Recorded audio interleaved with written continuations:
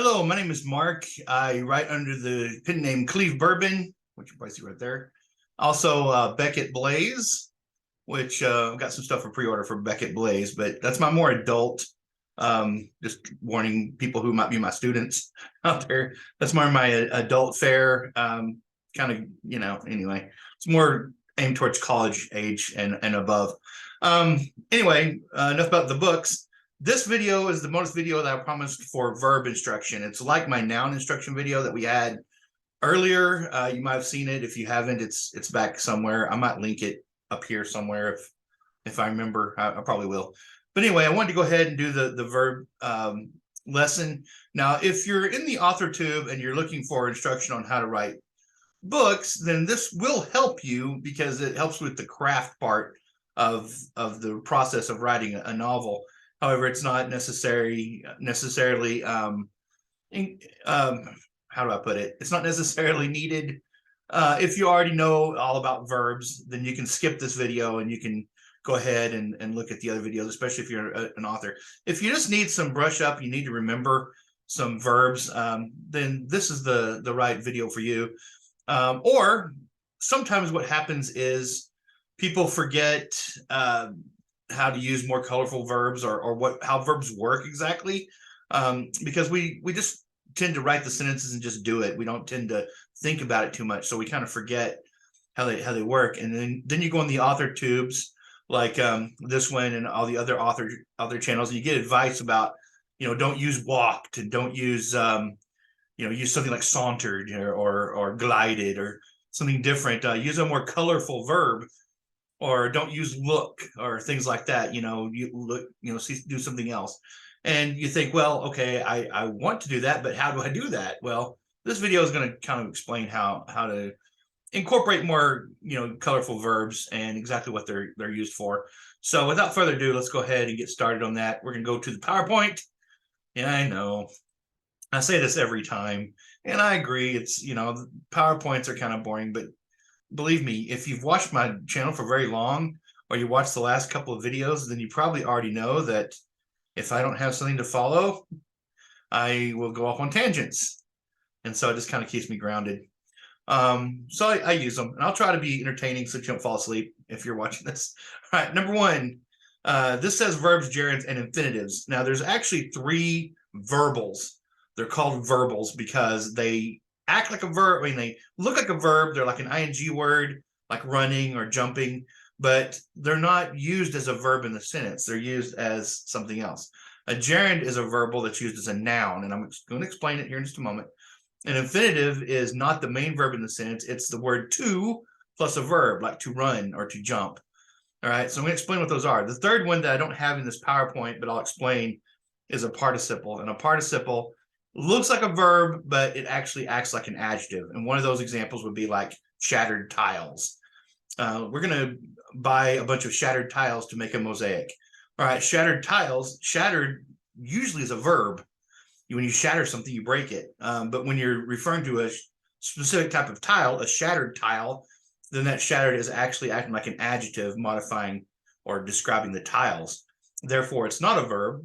It is a adjective, which we don't call an adjective. We call it a participle. That's what a participle is. All right, so here we go. We get started on this. So the whole purpose of verbs really is not only to show action, the action of the sentence, it's what the subject is interacting with, but it's also to show when or that interaction is taking place. We call that time, that showing time, tense. So we call that verb tenses. So the three main verb tenses are past, present, future, of course. There's actually 12 verb tenses. So that's for a later video because that gets pretty complicated. Just to give you an example, there's past, present, future. Then there's past, present, future perfect tense. Then there's past, present, and future progressive or continuous tense. Then there's past, present, and future perfect continuous or perfect progressive. Continuous and progressive are the same thing, tense. So for this video, we're just going to look at past, present, and future. It's the easiest ones, right? All right, so if you look at here, you have will jump. This shows time, it shows the future. Anytime you have the helping verb will, you're talking about the future. So that's easy to see the future tense because you have the helping verb will, and it's future automatically. Jumps or jumping is present tense. Was jumping or were jumping, that's past tense. Most of you know that. You learned that like in 3rd grade. So the easiest verb that you probably identified since 3rd grader, when you first started that little reader in kindergarten, see Pug run, see Jane and Spot run with Pug. You probably know what an action verb is. It's something that can be done. So he ran the marathon. He ran in the marathon. She punched the punching bag. He left the building. They did their chores. These are all actions or things that can be done. It's probably the easiest verb to spot. These are the ones that get boring in writing that you want more colorful. Instead of saying he ran in the marathon, you can say he participated in the marathon or something like that. Makes it a little easier. These are forms of be. The forms of be are the other type of verb, and it took me a long time to realize what it meant by verbs of being or forms of be. It has to do with you being a human being, like a being on this planet. You are a being that lives on the planet. Therefore, I am, you are, they were. See, has to do with you being, a living being on this planet. That's why it's called a verb of being. So the forms of be is be, am, is, are, was, were, been, and being. Now the verb is, especially if it's in a contraction, when we're speaking, we hardly ever say things like, he is my friend. We say, he's my friend. Hey, look, he's my friend. Or there goes my mom. There's my mom. We hardly ever say the is. We don't say, there is my mom. So a lot of times is gets lost, or people forget that is a verb. It is a verb. It's a verb, and it's also a helping verb. All right, and we'll get to that in just a moment. So all the to-be verbs are also linking verbs. So what is a linking verb? Well, a linking verb links the subject with something about the subject. The something about the subject we call the subject complement with an E. Like right here, it's compliment with an E. A compliment with an I is like, hey, you look nice today. That's a compliment with an I. A compliment with an E means it goes together. So Fred is a nice person is a linking verb, linking Fred, the subject, with something about Fred, which is that he's a nice person. So we call this the subject complement. We also call this part the predicate. Now, since this is telling you something about Fred, it does not have to be a compliment with an I. You can say Fred is an ugly man. It's still a subject complement because the ugly man is telling you what Fred is. So is the linking verb, linking Fred with being ugly. So it doesn't have to be a compliment with an I. It just means that it has to be a compliment with an E. In other words, you're saying something about the subject with the verb linking it together. Now, where people run into problem with linking verbs is on the next slide here. People run into problems with linking verbs because some verbs like appear, become, feel, look, seem. I hate the verb seem. You already know that if you've seen my video on filter words. These all look like they can be action verbs, and they can. So here's the trick. If the subject is doing the action, like the student looks out the window, if the student is doing the looking, then that's an action verb because the subject is actually doing the action of looking. If you say, if you're holding a hamburger and I say, that hamburger looks delicious, right? The subject of the sentence is hamburger, right? But your hamburger isn't doing the action of looking. If your hamburger is looking at you, something is very, very wrong. You shouldn't eat that hamburger. So in that case, looks is a linking verb because I'm linking the hamburger with the word looks, the verb looks, to being delicious. Because delicious is an adjective describing the hamburger, the subject.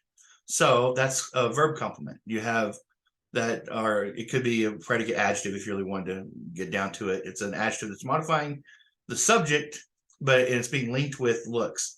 So if you said a hamburger looks delicious, that's a linking, looks is a linking verb, not an action verb, because the hamburger is not doing the action of looking, right? All right, same thing with this sentence here. That casserole idea sounds wonderful. All right, the sounds here is linking wonderful with the casserole idea. The casserole idea is not making the sound. All right, so we know that's a linking verb and it's not an action verb. Same thing with like tastes, and grow and so forth. All these can be linking verbs. They can also, so some of these can be action verbs as well. Like specifically like what I just used the example with looked or looks. All right, so that's what a linking verb does. It links the subject with something about the subject. All right. So helping verbs, I said I was going to mention helping verbs. There's 23 helping verbs. The helping verbs are what you use to change the tense, to conjugate the verb differently in the English language. So in these examples, I am seeing the truth for the first time. That's present tense because I'm seeing it now. All right. If you use a different helping verb, if you change am with the helping verb to something like will be, I will be seeing the truth for the first time. You're changing it to future tense.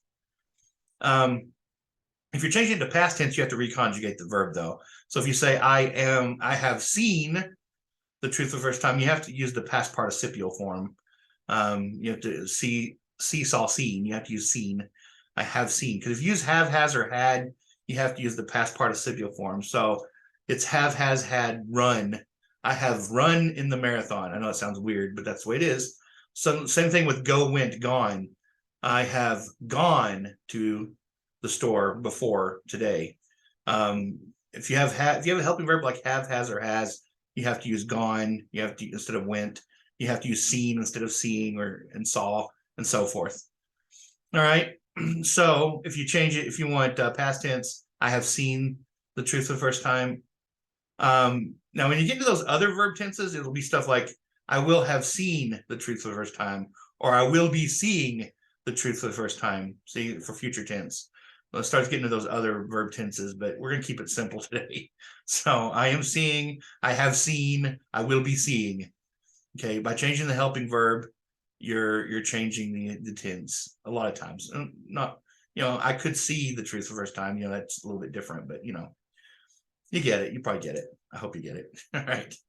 So verb phrases just happens to be the helping verb plus the main verb is a verb phrase. We call this the predicate. Basically, you can define the predicate as being anything but the subject. So if you say something like I am studying, the predicate is am studying and the subject is I. Or here, they were skipping class. They as the subject, were skipping class is the predicate part of the sentence. All right. So anyway, the reason why I'm bringing up this verb phrase is there's a difference between a phrase and a clause. A phrase is a group of words that does not contain both a subject and a verb. It can contain one or the other, but not both. If it contains both, a subject and a verb, that's a clause. All right. And there is, for later videos, that's important to remember. So a verb phrase is just a helping verb plus a main verb. So have been going, is running, should have run. Those are all verb phrases. So each verb phrase here has a different tense. I am studying, present. They were skipping class, past. They will fail. That's future tense. All right. So moving on to gerunds. All right. So we're going to do a couple of verbals here. We'll save participles for later because I don't want to get too confusing. So a gerund is the ing form of a verb. It always has an ing. It always has an ing. If it doesn't have an ing suffix, it is not a gerund. All right. If it has a helping verb in front of that ing word, it is not a gerund, because a gerund has to be an ing word by itself in the sentence that's acting like a noun. So like the first example here, drawing is fun. Drawing looks like a verb, but it's acting like a noun. It's actually the subject of the sentence. You can tell because fun is an adjective, and adjectives only modify nouns or pronouns or gerunds. So what is fun? Drawing is fun. So fun is modifying drawing. So drawing is acting like a noun. Now, you cannot, as long as it's an ing word, it looks like a verb, but it's acting like a noun, it's a gerund, okay? So eating late at night may lead to nightmares. May lead is the verb of the sentence. Eating is the subject. It is the gerund of this sentence. He hates doing homework. Doing is a gerund here. As long as it doesn't have a helping verb and it's an ing word, it's a gerund. So Ben is going to the store. That's not a gerund because is a helping verb in this case. Now remember, is can be a helping verb. It can be a main verb. In this case, it's a helping verb. It's with the verb going. So this is not a gerund. This is a not a gerund. This is not a gerund. All right. He hates doing homework. Doing is a gerund. All right. So basically, if you're ever confused about gerunds are just words that end in ing that do not have helping verbs that act like nouns. That's all they are. All right. So why is this important? Well, because if you're taking an ACT or SAT, if you're young enough where you're about to get into college and you want to take one of those tests, or you're trying to explain to your child, you're going to take those tests, what a gerund is, you'll get a sentence sometimes in those tests like, lying, stealing, and cheating are wrong. What is the verb in this sentence? Lying, A, lying, B, cheating, C, stealing, D, are, E, all of the above. And you'll probably choose all of the above because they all look like verbs. No, they're not all verbs. Lying, stealing, and cheating were all gerunds. Are is the verb. So that's why gerunds are important. It's important to understand what a gerund is. You can also have a gerund at the end of the sentence, like I'm not good at running. Okay, I as the subject, am as the verb, and then running would be the gerund. It's actually the object of the preposition at. I'm not good at running. So it's acting like a noun, so it's gerund. All right. Any questions about gerunds? If you have any, put them down in the comments and I will answer them for you. All right. Infinitives. Infinitives are super easy. It's just the word to plus a verb, and it's not the main verb in the sentence. So in this example, I want to share this candy with you. Okay, to share is the infinitive. Want is the verb. It's what I want. I is what's I'm sorry. Want is what I is interacting with. So I is the subject and I want, that's the verb. Then to share is the infinitive. All right. So an infinitive phrase can be adjective phrase, or an infinitive phrase can be an adverb phrase, and we'll that's for advanced English. We'll get to those videos later when we get to more advanced grammar sometime. Right now we're just doing basic verbs and verbals. So a split infinitive, you might have heard that before. We don't really, as English teachers, we don't really jump on those as much, but in writing, I see them in my own writing a lot, and I say, oh, it's a split infinitive, and I forget about them. Even if you're a big Star Trek fan like I am, you might have heard William Shatner or Patrick Stewart or one of the other captains saying space, the final frontier, and then at the end it goes, to boldly go where no one has gone before. All right, to boldly go is a split infinitive because you've got an adverb in the middle of to go, which is an infinitive. That's called a split infinitive. The way it should have read is to go boldly where no one has gone before. You shouldn't have split the infinitive. So in my own writing, I've noticed that I do split the infinitives a lot. I'll have he really let's see. I'll have something like he deftly. I'm trying to think of an example. He deftly moved the needle to the right or something. He definitely moved. Let's see. He has definitely moved. Anyway, I can't think of anything off the top of my head for some reason. To boldly go. That's a good one. I'm really bad at coming up with examples out the top of my head or my own writing. I was trying to think of a specific example from my writing. I just noticed that I split infinitives quite a bit, and I have to go back and I split this infinitive. And like I said, it's not that big of a deal that really anymore. We don't really point it out anymore. In the old days, I guess it was more of important to kind of point out, but nowadays, I mean, it's not that big of a deal. I mean, Star Trek is very popular, and to boldly go is iconic. So no one's going to change it to go boldly now, right? So just remember that to plus a verb is an infinitive. Now, the reason why it's important too to realize this is because the word to plus a noun is a preposition. Like if I want to go to the store is a prepositional phrase. So to followed by a verb is infinitive, to followed by a noun is a preposition. The to is a preposition. All right. Does that make sense? So really, all you need to know is to plus a verb is the infinitive. All right. There may be more than one verb or verb phrase in a sentence. It's called a compound predicate or compound verb. Iona ran to the store and bought chips. You can do more than one thing at once. Okay, here's an example of that of to being a preposition and not an infinitive. To the store here, this is a prepositional phrase. All right. If I want to go somewhere, then to go would be a infinitive. All right, I'm not going to read all of these, but right here, the adverb not a lot of times is in between the verb phrase. And if you notice, are is still a helping verb here. It's just in a contraction. So don't let that confuse you. That happens a lot with is, like I said earlier. He's my friend. There's my mom, or something like that. We tend not to say the verb is, but it's in the contraction.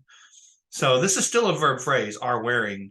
It just has not in the middle. You have to put not in there because if you don't, it'll have the opposite meaning. So, like for example, up here, if you say was holding, that's a verb phrase. Was not holding is also a verb phrase because not would be in the middle. Was holding is going to be the verb phrase, and then you can stick was not holding and see it has the opposite meaning. And really the verb phrase is was holding.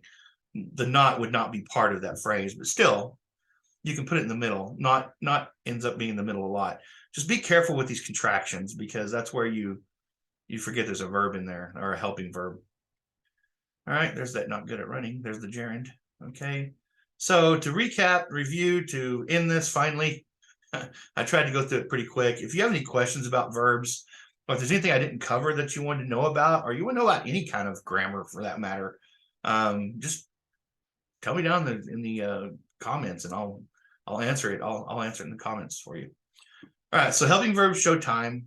That's what they do. They help determine when something is being done. A helping verb plus an action verb is a verb phrase. Phrase is a group of words that does not contain both a subject and a verb. It can contain one or the other, not both. If it contains both, it's a clause. Now, that's important later on when we get to conjunctions and prepositions, because sometimes a word can be a preposition, sometimes it can be a conjunction, like the word for. But again, that's for another video later. Okay, I am walking, I was walking, am walking, and was walking are verb phrases. Now, a gerund is a noun form of a verb. It always, always, always ends in ing, and it never, ever, ever has a helping verb.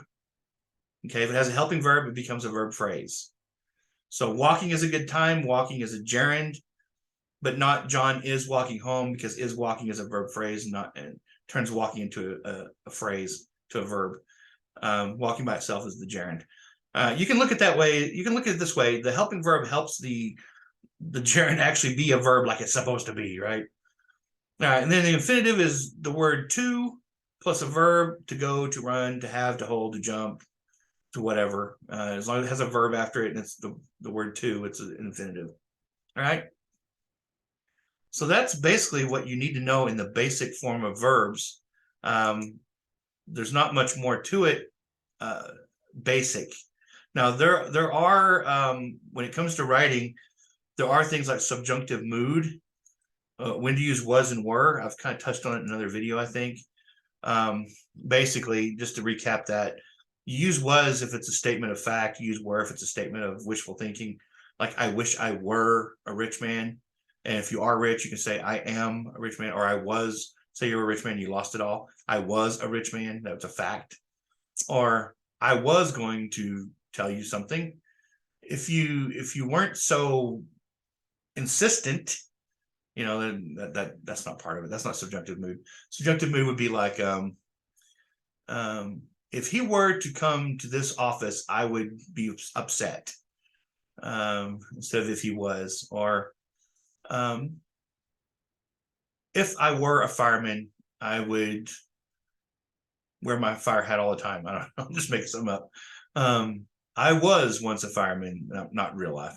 That's just using was as a statement of fact. So anyway, statement of fact, use was. Statement of wishful thinking, you use were. I wish I were a rich man. I wish I were a more successful YouTuber.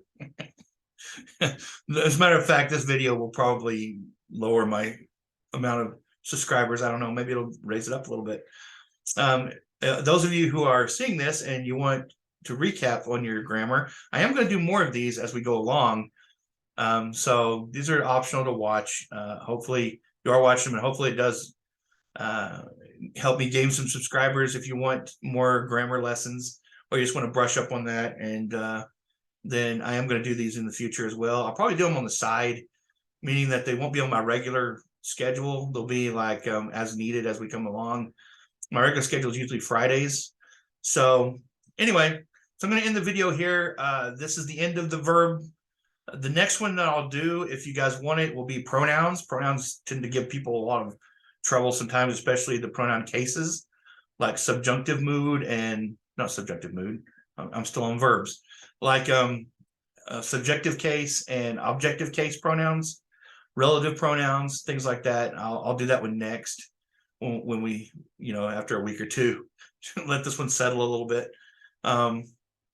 And Friday, I don't know what I'm doing Friday, but I will have a video out Friday. Friday is actually my birthday. I'll be turning 55 Friday. So Friday, February 17th is my birthday. So There may or may not be a video out that day just because it's my birthday. I just kind of warn you ahead of time. All right, I'm gonna quit rambling, and that's my verb lesson. That's a basic verb lesson. Now I realize there's a lot more to verbs than this, and but that's for the advanced section. I just want to do a basic that could apply to most everybody. All right, if you have any questions, put them down in the comments and I'll answer them. I'll see you Friday maybe, or I will see you this weekend at some point because I will make some video. But anyway, bye.